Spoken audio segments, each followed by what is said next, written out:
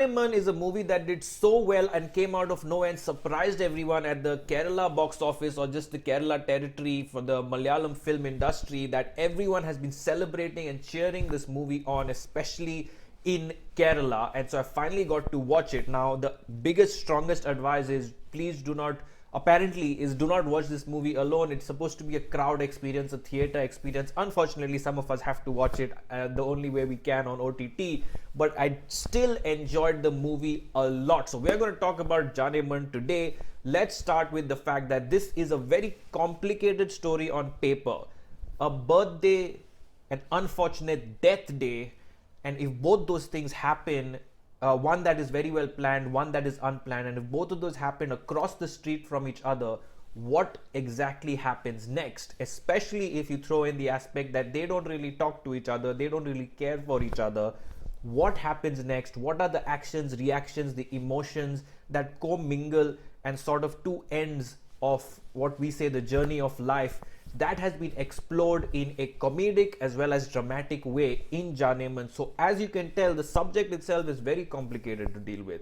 It goes from loneliness, depression, sadness, shock value, anger, to happiness, celebration, friendship, love, warmth. Every possible emotion has been touched upon by Janeman, and that is why the magic worked so much in this film, because it's not only touched upon, it is done and executed very well. Shout out to Basil Joseph, the director, who is acting in this film as Joymon. Absolutely killed it in his character. He's such a natural performer that obviously he's not in the ranks of the best ever actors to exist, but he's such a natural, fun performer that it was very unexpected and he really killed it. He goes straight from entertaining you and having this sort of motor laugh, as we call it, to really making you laugh, to a part in the movie that can churn your stomach, to how he's feeling lonely and depressed. It could really get you right in the gut, and to be able to do both ends of the spectrum as primarily someone that makes films and is behind the camera is unbelievably awesome to watch. So I really enjoyed his performance and he really killed it in this movie. The movie starts out on a more comedic tone and it has laugh out loud moments. I was cracking up. I have not cracked up so loudly in a while, and I actually replayed some scenes while watching the movie because they were so funny. I wanted to make sure I didn't miss anything while laughing that much. So it was absolutely entertaining. Then the movie sort of gets into the other side of the story, which is the more serious side, the loss of someone in the family, what happens to those people, and it examines that sort of seriousness or gravity of the situation.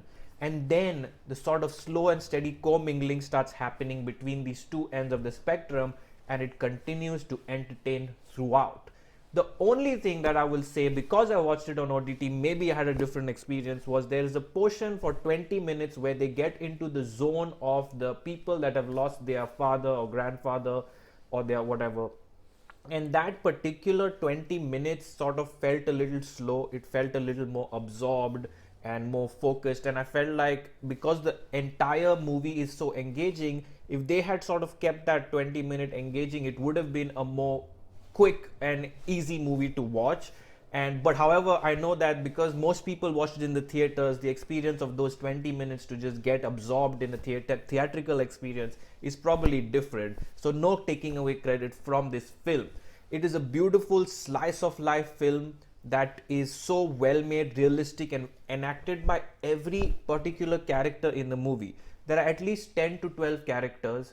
Some are brand new, fresh faces, like the guy who plays the henchman of Saji, the uncle who wants to have a connection with everyone and wants to party with them, and he's just walking around.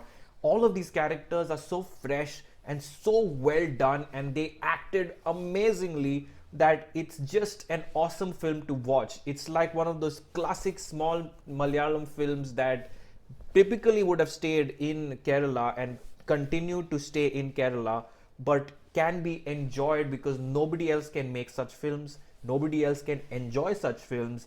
And once it does get that sort of traction, that sort of expression, that sort of freedom to be viewed by everybody else, they can see how special Malayalam films are. And for the Kerala audience itself, I can tell that this is something that they cherish This is the kind of movies that can be enjoyed 20 times more than I possibly can by the audiences in Kerala, because this is what I always have been saying recently has been missing: the slice of life, the fun element, the enjoyable element, the laughs just coming together.